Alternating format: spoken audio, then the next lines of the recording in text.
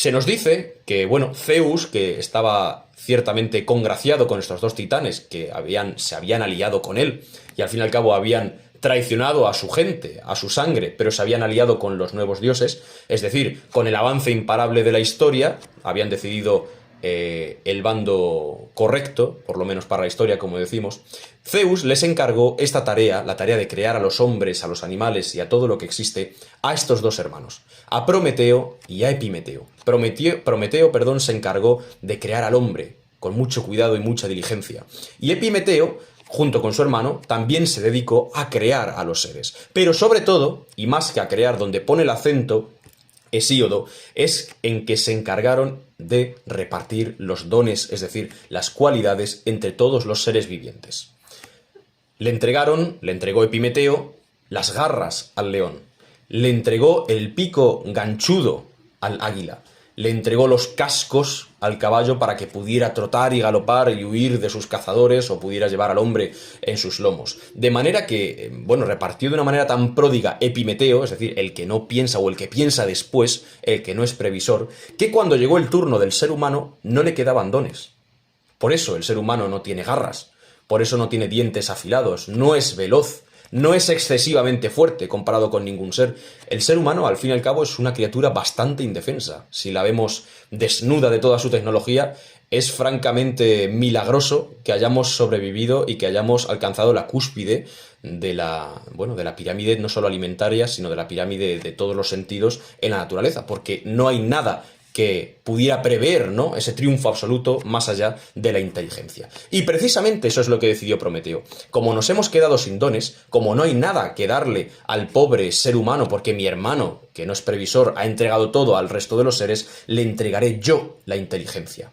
Y será el recurso al que podrá asirse cuando tenga problemas. De manera que es una criatura desnuda, no tiene pelo, no tiene plumas, no vuela, no corre, no es fuerte, no muerde, no es capaz de matar con sus propias manos porque no tiene, como decimos, garras capaces de asestar un zarpazo, pero con esa inteligencia podrá bastarse, con esa inteligencia podrá prosperar. Y bueno, vivió el ser humano de esta manera en un remanso de paz, conviviendo con los dioses y estos dos titanes en la era de oro, ¿no?, como se le llama, la edad de oro. Recuerden ustedes también cuando hablábamos del hinduismo que había edades de oro, de plata, es decir, todo tiene un gran paralelismo, ¿no?, por aquello a lo que ya hemos hecho referencia. Sin embargo, en cierto momento Zeus, que ya era el señor rey todopoderoso del Olimpo, decidió que esas criaturas endebles que estaban por allí pululando por la tierra, ¿no?, esos hombres tenían que hacer algo, no podían estar simplemente viviendo y ya está, sino que tendrían que hacer algo que beneficiara a los dioses. Y se decidió cómo iban a hacerse los sacrificios en honor a estos dioses. Y se decidió en un banquete, el banquete de Mecona. En el banquete de Mecona se sacrificó un toro, se sacrificó un buey.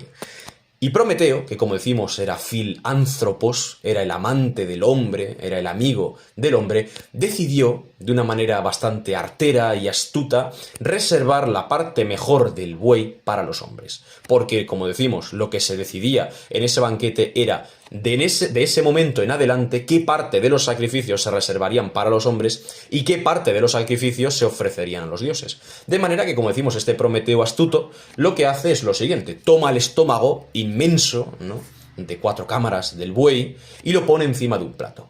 Toma la grasa blanca, pues ya sabemos que la grasa es un bien muy preciado, ¿no?, en las sociedades actuales y sobre todo en las sociedades antiguas, y la pone en otra bandeja, en otro plato, y le dice a Zeus: elige, ¿qué plato quieres? ¿El de la grasa limpia y blanca o el del estómago horrendo, enorme de esta res? Y Zeus dice: bueno, por supuesto, elijo la grasa blanca, ¿no? Lo que no sabía Zeus es que debajo de la grasa blanca lo único que había escondido eran huesos pelados y mondos. Y debajo de ese estómago escondido estaba la parte mejor del buey. Estaban todas sus vísceras y toda su carne. Bueno, pues antes de que se diera cuenta Zeus, Prometeo bajó a la tierra y le entregó a los hombres la carne. Le entregó a los hombres, al fin y al cabo, la civilización, la llave de la civilización, ¿no? Esto daría para varias conferencias, pero a la conclusión a la que ha llegado la ciencia moderna, la biología, es que una de las grandes claves para que el ser humano tenga una capacidad cerebral como la tiene, que es la mayor de todo el reino animal, bueno, pues un punto fundamental fue el consumo de carne y sobre todo del tuétano de esa carne, ¿no? Y los nutrientes de los que proveyó al ser humano antiguo. En cualquier caso, cuando Zeus descubre la engañifa, se siente profundamente ofendido por el titán Prometeo, ¿no? Que era sobre todo, como decimos, el que antevé, el que prevé, el previsor y sobre todo también el amigo del hombre. Y Zeus, que era un ser, un dios justo, ¿no? En cierta medida, pero también bastante furibundo, decide pergeñar un castigo tremendo, para el titán o para los hombres. Lo veremos a continuación. El primer castigo que decide tomar Zeus, o que decide aplicar Zeus, es a los hombres. Es a esas criaturas simples y débiles que solamente tienen una capacidad, bueno, de inteligencia, pero no pueden rebelarse de ningún modo ni siquiera contra las criaturas que comparten el mundo con ellos. Y decide castigarlos del siguiente modo. Os habéis quedado con la carne, os habéis quedado con las vísceras, que os aprovechen porque no os voy a quitar lo que tenéis, sino que lo que voy a quitaros es el fuego. De manera que tendréis la mejor parte del sacrificio, pero no podréis comerlo. No podréis cocinarlo, sino que tendréis que veros obligados a partirlo con lajas de piedra y a comeros la carne sanguinolenta y recién cortada de la res hasta el fin de los tiempos. No solo eso, sino que no podréis espantar en la boca de las cavernas en las que habitáis a las fieras. Los osos y los lobos entrarán a donde habitáis y devorarán a vuestros hijos. No solamente eso, sino que cuando nieve y paséis frío, moriréis de hipotermia, porque no tendréis el fuego para calentaros. Es decir, el fuego no es simplemente un adorno de esta historia, sino que es otra de las grandes llaves de la civilización. Es lo que diferencia al salvaje al animal del ser humano civilizado. Y aún, bueno, de hecho, hoy en día lo sigue haciendo, ¿no? En las medidas o en los modos que ese fuego puede manifestarse en el mundo actual, como la electricidad y su uso. Bueno, pues el ser humano se vio condenado a esta existencia animal, a una existencia pobre y miserable, hasta que precisamente su aliado, hasta que precisamente el titán que lo había creado y que lo había amado desde el principio, decidió acabar con ese castigo, también de un modo muy astuto. De este modo llegamos a la etapa en la que Prometeo concibe una redención para los hombres. Una redención muy arriesgada, porque si el rey del Olimpo, si Zeus, se entera y llega a entrever siquiera que está ideando o planeando algo que va en contra de su decisión y de su voluntad, bueno, pues el castigo puede ser igual que el que le ha aplicado a los hombres o mucho peor. Lo que decide Prometeo, como todos ustedes saben, ¿no?, que es el núcleo de esta historia, es devolver el fuego a los hombres. Es devolver la humanidad a la humanidad. Es alejar a los hombres y a las mujeres de esa etapa antigua, de esa etapa de miedo a la oscuridad y de esa etapa de sumisión a las fuerzas naturales y a las bestias carnívoras. Sin embargo, no podía hacerlo de un modo evidente. No podía coger un tizón o no podía coger una antorcha y bajar a la tierra, porque en el momento en el que viera el fuego o en el momento en el que viera las chispas y el humo Zeus, bueno, pues directamente lo destruiría. Como era profundamente astuto, ya hemos visto, todos los héroes de la antigüedad son astutos, ¿no? Más que bondadosos, son astutos. Decide tomar la caña de una cañaeja, es decir, una planta que ni siquiera produce madera, es decir, es una planta que en invierno empieza a echar las frondas y cuando llega el verano pues echa una caña, como decimos, muy alta, muy grande, con las semillas y las inflorescencias en la punta, y cuando llega el invierno se pudre y se cae, es decir, es poco más que paja, ¿no? Sin embargo, la médula de esta cañaeja, o férula también se llama, es de una naturaleza esponjosa y de una naturaleza bastante húmeda, de manera que cuando arde lo hace lentamente y no se consume. Bueno, pues pensando en cómo podía llevarle el fuego a los hombres, este titán Prometeo al final llega a la conclusión de que la mejor manera de hacerlo es visitar las fraguas de Festo, ¿no?, donde estaba el fuego eterno, y allí precisamente coger una pequeña chispa e introducirla en el corazón, en la médula de esa cañaeja, para que mientras él bajaba al mundo de los hombres, esa cañaeja se fuera consumiendo en el interior, el fuego se mantuviera, no se apagara, pero lo hiciera de un modo oculto y críptico. Y efectivamente fue como lo hizo. Este Prometeo baja con la caña de la cañaeja, aparentemente en un paseo rutinario, ¿no?, al mundo de los hombres, y cuando llega a esa sociedad prácticamente animalizada, ¿no?, y en penumbras, les entrega por segunda y definitiva vez el fuego a los hombres. Les entrega la chispa que los devolverá a ese estado civilizado, a ese estado social y a ese estado puramente humano, ¿no? Creo yo que es una de las escenas más evocadoras y más hermosas de la mitología antigua en general y de la mitología griega. El titán que ama a los hombres. Porque al fin y al cabo no olvidemos que los dioses griegos, bueno, les importan bastante poco el ser humano. Es decir, aparte de dejar embarazadas a mujeres mortales, Zeus se preocupa muy poco de los seres humanos. Es decir, pululan, hacen sus cosas, tiene especial cariño por algunos, ¿no? Por los semidioses, que son al fin y al cabo sus hijos, pero el ser humano ni le va ni le viene, al fin y al cabo. Entonces, la figura de un dios, entre comillas, de un titán, que ama tan profundamente al ser humano que incluso arriesga su propia integridad física y su rango, incluso dudoso, dentro del Olimpo, es, como digo, especialmente hermosa y especialmente evocadora, ¿no? De modo que un día Zeus, que estaba él muy satisfecho con ese castigo que había infligido a los hombres de arrebatarles el fuego, un día, como decimos, comenzó a ver desde su trono del Olimpo unas pequeñas motas, unos pequeños puntos de luz en la tierra, en el mundo. Eran hogueras, y se dio cuenta de que los hombres habían vuelto a tener fuego. Y es una imagen, bueno, pues que salvando las distancias, ¿no? Quizá se podría parecer mucho a lo que vemos en pantalla con esas hogueras modernas que son las luces artificiales y eléctricas de las ciudades cuando, bueno, fotografía nuestro planeta la Estación Espacial Internacional, por ejemplo.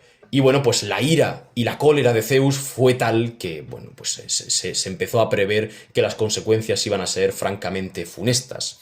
Y bueno, pues Zeus ya sabía que tenía muy cerca de sí a alguien bastante astuto, a alguien con bastante, podemos decir, capacidad de mentir sin que fuera pillado, ¿no?, en esa mentira, y que tenía precisamente a su lado a ese titán capaz de prever lo que iba a llegar. Tenía a su lado, precisamente en el Olimpo, al traidor, tenía en el Olimpo a Prometeo. Bueno, y cuando se dio cuenta de nuevo de que Prometeo le había vuelto a engañar, no olvidemos que con el primer engaño a Prometeo no lo castiga, castiga a los hombres sin fuego para que se coman la carne cruda, pero Prometeo queda indemne. No olvidemos eso, le perdona una primera vez. En esta segunda vez el castigo es inevitable. Y bueno, el castigo además es doble. Para las criaturas que tanto amaba Prometeo, los hombres, y para el propio Prometeo. Sin embargo, para que Prometeo no pueda ayudar a esas criaturas mientras que son castigadas, decide castigar al propio Prometeo en primer lugar, ¿no? Y se lo encarga a dos criaturas, se lo encarga a dos seres, a dos dioses menores. Uno de ellos es Kratos, el poder, y otro de ellos es Bia, es la fuerza, la violencia, la desmesura violenta, ¿no? Que curiosamente es una mujer. Algo bastante curioso. Y precisamente ha sido por estas dos criaturas, ha sido por estos dos dioses menores, Prometeo es arrastrado por barrancas y por valles y por picos por toda Europa, por el inicio de Asia incluso, hasta que llega a una cordillera, hasta que llega al Cáucaso. Y en el Cáucaso estos dos elementos, Bias y Kratos, lo encadenan a una gran mole de piedra y lo encadenan, como decimos, a una gran montaña. Y lo hacen con unas cadenas tan sumamente indestructibles, se nos cuenta que estaban hechas de adamanto y bronce y forjadas en la misma fragua de Hefesto, que ni siquiera un titán, con toda su gloria y con toda su fuerza, podía romper. Y bueno, pues como decimos, lo encadenan en una de esas grandes moles de piedra y aparentemente su castigo acaba ahí. Lo que no sabía o no se podía esperar el propio Prometeo es que aquel mismo día, por la tarde, ¿no?, y a veces por la mañana se nos dice en otras fuentes, un águila enorme, que además no era un águila normal, sino que era un ser mítico, ¿no? Era un ser hijo de Equidna y de Tifón, dos de los grandes dioses horrendos de la mitología griega, venía, como decimos, todos los días a devorarle las entrañas al pobre Prometeo. Y en el corazón del Cáucaso le abría el abdomen y devoraba su hígado. Pero bueno, Prometeo, como vemos, es un titán. Prometeo es inmortal. De manera que ese hígado y esas entrañas cada día volvían a regenerarse para que al día siguiente ese águila monstruosa, hija de Equidna y de Tifón, pudiera volver y pudiera regresar a devorar su hígado y sus entrañas como había, bueno, estipulado, ¿no?, como castigo el todopoderoso Zeus. Sin embargo, antes de que se lo llevaran, antes de que lo arrastraran, como decimos, por los valles y los picos, estos dos elementos, al pobre Prometeo, pudo decirle una cosa a su hermano y pudo aconsejarlo de un último modo. Y lo que le dijo Prometeo a Epimeteo, al inconsciente, fue lo siguiente: hermano, nunca te fíes de Zeus y sobre todo nunca aceptes un regalo de Zeus, ¿no? Como decían, bueno, sobre los griegos, me recordaba esto, lo de Timeo Danaos et dona ferentes, ¿no?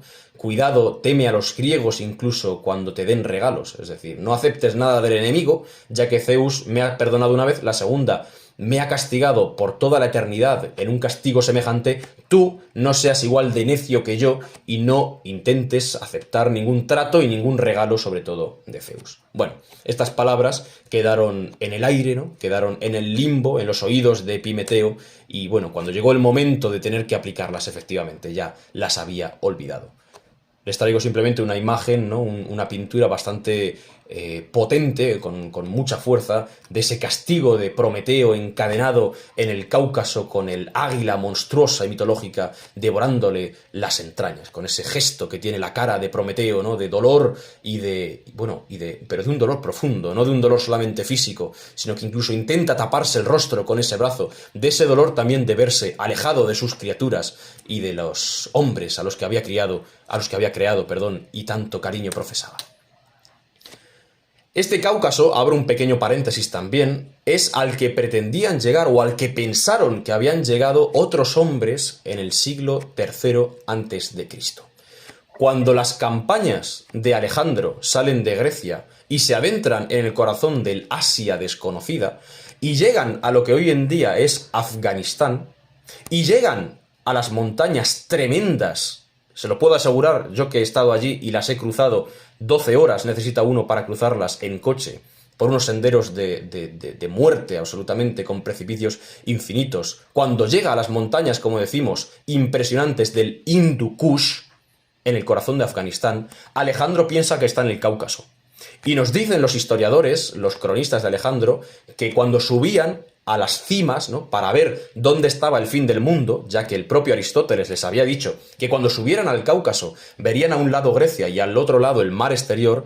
Bueno, pues cuando subían a esas cimas, se dice que ellos imaginaban o intentaban recordar al pobre Prometeo, ¿no?, encadenado a una de esas moles de piedra. Y bueno, pues esas imágenes nos las lega bastante bien la película del 2004, Alexander se llama en su versión original, Alejandro, cuando el propio Alejandro, acompañado por sus getairoi, sube a las cimas del Hindu Kush pensando que está en el Cáucaso. No olvidemos que es un mundo completamente desconocido y un mundo mucho más grande de lo que se pensaba, pensando, como decimos, que está en el Cáucaso, y empiezan a reflexionar, ¿no?, y empiezan a divagar pensando en qué mole de aquellas que tienen por delante, nevadas todas ellas, estuvo encadenado el titán Prometeo.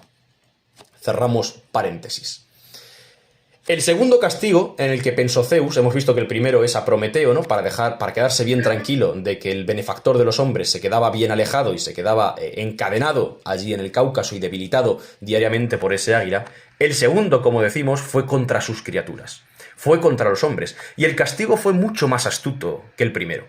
El primer castigo era algo brutal, ¿no? Dejarlos sin fuego los conducía directamente a la muerte, los conducía directamente a la inanición y a las enfermedades, a ser presa de los lobos y de los osos y a morir, bueno, pues, como decimos, de una manera espantosa. Sin embargo, el segundo castigo en el que pensó Zeus fue un castigo dulce, se nos dice en la fuente, ¿no? Se nos dice en Hesíodo. Ese castigo fue una mujer. Hasta ese momento no había mujeres en el mundo, por lo tanto, esa criatura, ¿no?, como se la llama en el texto, no era conocida por los hombres, no se sabía lo que era cuando esta primera mujer surge en la tierra. Esta primera mujer tiene un nombre que todos ustedes conocen y que enlaza con la segunda parte de esta conferencia, y es Pandora. Pandora es creada como la primera mujer del mundo, no una mujer, entiéndanme, no una mujer normal y mortal, normal y corriente, sino que era una especie de sí, de mujer, pero con apariencia de diosa, ¿no? Era una criatura bastante curiosa, y es creada por los dioses como un castigo para los hombres. Fíjense ustedes en la cosa curiosa esta, ¿no? De la concepción quizá de esos pueblos, como decimos, indoeuropeos, guerreros, de la mujer como un castigo del hombre, de las acciones y de los actos y de la manera de ser de la mujer como prácticamente una maldición para el género masculino, ¿no? Sin la cual pues vivirían mucho más tranquilos. Esto no lo digo yo, esto es lo que dice Hesíodo, ¿no? Cuando crean a Pandora. Y efectivamente la creación de Pandora, como hemos dicho, la llevan a cabo varios dioses, porque el castigo tenía que ser, bueno, pues de todo punto alambicado y perfecto. Hefesto es el que le da la forma física, es el que la crea en su fragua, es el que como si fuera un rayo, el rayo de Zeus, o como si fuera una espada, bueno, pues con el golpe de martillo, como decimos en su fragua, la crea. Atenea la provee de inteligencia, y la provee de una inteligencia además que es aplicable en el día a día, porque le da el don o la sabiduría para saber tejer. La enseña a tejer, la enseña a las labores de la casa, Atenea. Afrodita le confiere un encanto irresistible y una belleza física a la que los hombres, bueno, pues no pueden, como hemos dicho, resistirse de ningún modo, ¿no? Y un encanto absolutamente sobrenatural. Y por último, Hermes, el mensajero de los dioses, o mejor dicho, de Zeus, ¿no? Porque su esposa tenía otra mensajera, que era Iris, porque no se fiaba de su marido, entre otras cosas. Pero bueno, el mensajero de Zeus, este Hermes, le confiere, entre otras cosas, una lengua propensa, cito literalmente, no lo digo yo, cito literalmente, una lengua propensa a la mentira, un carácter voluble y un ánimo inconstante. De manera que, bueno, crean a esta mujer preciosa, pero llena de problemas para los hombres, ¿no? Por lo menos según Hesíodo, y la envían al mundo de los hombres. La envían, bueno, pues de mano del propio mensajero, ¿no? De Hermes, el que le da, como hemos dicho, esa lengua, como dice Hesíodo, mejor dicho, esa lengua propensa a la mentira. Si me permiten, me gustaría leerles tal cual el texto, porque es bastante esclarecedor, ¿no? Sobre todo por la imagen que da o el concepto que da de la mujer como fenómeno y la mujer como pieza social en ese mundo, como decimos, eminentemente patriarcal y eminentemente indoeuropeo. Dice lo siguiente: y así dijo, y rompió en carcajadas el padre de hombres y dioses, y ordenó al muy ilustre Hefesto que mezclara cuanto antes tierra con agua, e infundiera en ella voz y fuerzas humanas, e hiciera una hermosa y encantadora figura de virgen, semejante en rostro a las diosas inmortales. Luego encargó a Atenea que le enseñara sus labores, a tejer la tela de sutiles hilos, y a la dorada Afrodita le mandó derramar sobre su cabeza la gracia, el doloroso deseo y los cuidados que consumen los miembros. Para terminar, ordenó al mensajero Hermes, el matador de Argos, infundirle una mente cínica y un carácter voluble. Así dispuso, y ellos obedecieron al soberano Zeus Cronión. Al punto, el ilustre Cogitranco modeló con tierra una imagen semejante a una casta virgen, por voluntad del Cronión. La diosa Atenea, de ojos de lechuza, la ciñó y la engalanó.